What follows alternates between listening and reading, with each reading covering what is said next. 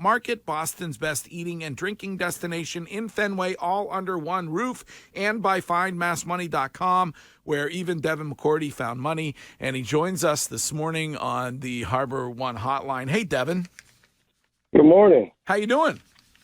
Doing well. How you guys doing? We're doing great. I don't know if you had a chance to watch Thursday Night Football last night, but we've been talking about Tua and the concussion last night and the what happened to him on Sunday and the fact that he's playing in an NFL game and is essentially, in my opinion and that of others, I guess, had 2 concussions in 5 days. When it comes to the protocol and what the NFL has in place when it comes to protecting players, do you feel like they are doing enough? I've always said this, and I share it with guys in our locker room. As a player, you have to be your own advocate. You have to protect yourself. We have to protect other players more than anything. The protocols are the protocols. The protocols are better than what they used to be. But do I think any protocol is for the ultimate safety of the players? No, I just don't believe that. The protocols are for the best benefit to make money. And I think as you're in this league for a little while, I think we all know that. That's why I always think it's so important for players, if you get injured, to make sure you get a second opinion, to make sure we talk about all the time, Gerard Mayo used to always look at guys in their eyes. They looked like they had a big hit, and he would signal to the sideline like, hey, you got to get this guy out and look at him. And I think that's one of the key things of keeping guys healthy and safe as players, helping protect each other. And that protocol, do you understand it, I assume, but if you can real quick, kind of take us through how that would work on like Sunday, that Sunday game with Tua. Yeah, I mean, without trying to talk everybody to death, is if they think you have a concussion, you go to the sideline and you go through a concussion protocol test, which is led by trainers and the doctors. But if you pass that, you're back in the game. And my wife kept asking me last night, why doesn't a doctor just say that there is no test you can take? From my expert opinion, you have a concussion from what I just watched. And I told her that's not the protocol. So I would assume Tua went, call it back to, I didn't see Sunday's game, back to the locker room or back into the blue tent, and they did the concussion protocol test on him, and he passed. And once you pass that, unless you report symptoms or something the next day, then you're cleared to go. Like there's nothing that says somebody can look at the film or something and say, oh, it doesn't matter. Like there's nothing like that. So once he passed, he was clear to go.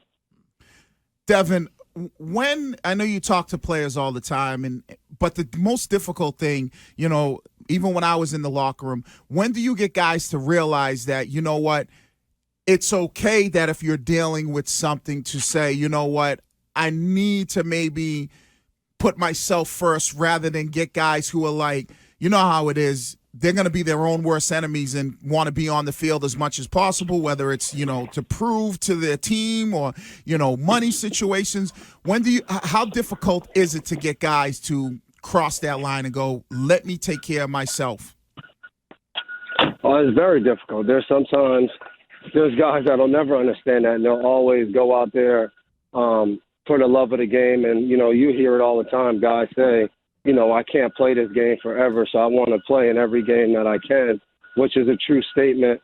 But I think you just keep going at it. You keep trying to talk to guys about their safety. I try to tell stories of guys that, trying to do it their own way and it didn't work. And I look at the situation that happened with Tua.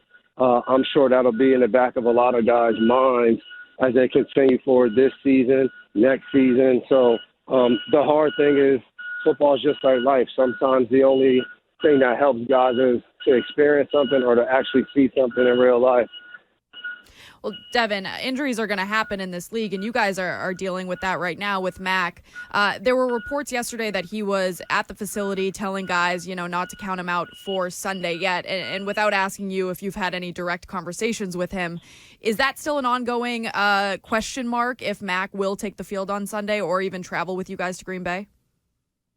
The one thing that I got to see yesterday that was pretty cool was and I'll repeat, is he's taking it day by day. That's all I know. Damn, I really thought you were going to give me something there. Well, then I'll ask you this, because you hear from a lot of guys that, Brian Hoyer, you ride with Brian Hoyer. If he were to take the field on Sunday, is it a big advantage in your mind for the team to have a quarterback that is a backup but also a veteran? Yeah, definitely. I think all teams want that. Obviously you would want that really across the board. But I think every team tries to find that at that position of having a guy that's trusted, that has experience, that knows the offense, knows all those things, to have that confidence to go in there. And I think Hoy's like a good amount of players we have on this team that you trust when they get in there, that they know what they're going to do, and they do it the right way. So I think a lot of guys have trust in him. As with, some other guys on our team that might not start, but guys have a lot of trust when they're in the game. Where does, being in the league a long time, where does Lambeau rank on your list when it comes to difficult places to play? Is it one of them? Yeah, I would say the hard thing is in my 13 years, this is only the second time I'm going there, so I can't rank it top listening because I just haven't been there often, but I think it's just one of the coolest places to play at. Like, as you walk in, you're looking at all the pictures on the wall, the championship, like all of those things, I think just make it a very unique place. And then obviously, it'll be really loud, and there won't be much blue in the stadium. It'll be all Packers fans, and they ride out with their team. And I think that's cool when you talk about going to away places, when you walk into somewhere and it's just you, it's just the guys that travel with the team, that support each other. And it kind of bonds you together when you go out there on the road. Well, Dev, I play there a bunch of times. If you get the opportunity to do the Lambeau leap, it's the best thing to do as an opponent. Did you actually get off the ground, though? Well, I wasn't the one, but some of my teammates. As soon as you get up there, you come down even faster. They will not let you in. But Devin, when you talked about Lamar Jackson last week, a very difficult quarterback to face. Now you're getting a guy like Aaron Rodgers. What makes him such a difficult quarterback to defend, and maybe what's the best way to try to knock him off his game a little bit if you can? Yeah, I think with him is he knows what you're going to be in. He understands that it's the same conversations when you talk about playing Peyton and Tom back in the day with those guys. You didn't have to talk about how athletic they were or this or that. They were going to know what you're in, and they'll know how to attack it, each time you were in it. And I'll say Aaron Rodgers falls into that same category, and obviously not as athletic as he once was, but still in the Chicago game, you see him on third and call it 2 or 3 in a zone read. He decides to keep the ball, picks up a big first down in that game to kind of, continue a drive and ice out the clock. So I think it's just his awareness and then his arm talent makes every throw on the field. So I think to make it hard on him, you got to get pressure. You turn on the Minnesota game. They did a good job of getting to him and just trying to make sure he doesn't stay comfortable back there. And that's something that we're going to have to do. We got to do a good job in coverage. But our rushing coverage have to marry up this week of those guys getting to him. And us being able to get on guys and make things tough. Dev, one more thing for me. One of the things that it irritates me, I don't know if you saw the Kansas City and Indianapolis game. They gave Chris Jones an unsportsmanlike penalty, which led to basically the drive staying alive for the Colts. But it's one of those things. It was a taunt and it was trash talking. I don't understand. I know the rules are different. But why are referees, and how do you feel about this, them inserting themselves into the game and throwing flags when guys are going to talk trash and when say, it's just talking trash, yeah. It's not physical. Yeah, I didn't see the play. I heard about it, but I didn't see what happened. But I will say,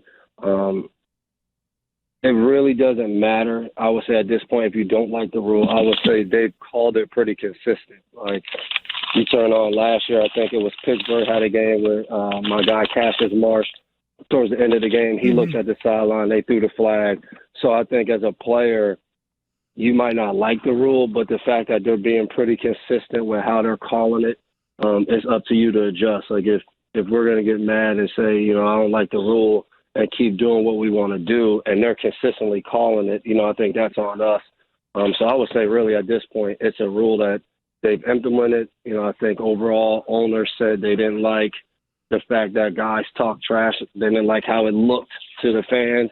So they implemented this rule, and I think every player has to adjust because you can blame the rest, but at the end of the day, you'll cost your team with a big taunting penalty at the end of a game or a key drive. So I think that's really what it comes down to. You would have to make it somewhat clean for the public airwaves, but what's the worst thing that you ever had said to you during a game? I don't know. I don't pay attention to all of that stuff. I don't know. I feel like it's been pretty regular though. It's not. I don't know. I mean, when you play sports for a long time, I'm sure Wiggy can say too. Like you don't really. It's trash talking. You don't take anything personal. You try to say something clever back. Yeah. When I was different, there was a lot of N-bombs, getting dropped. Really? Oh, yeah. But they called you a nerd? But that was different. Devin, you just said something about the owners didn't like the look of the trash talk. Do you think Goodell and the majority of the owners care about the safety of the players in the NFL? I think their job is to grow the business, and I would say that's what they care about most, to grow the business. I don't think they want to see guys go out there and get hurt every play or anything, but I think the job is to grow the business. Devin, we were told during preseason in week 1 that we won't know who this team is until week 4 or 5. So now we're here looking at week 4. Do you know who this team is yet? What would you say they are? What's the identity of this team?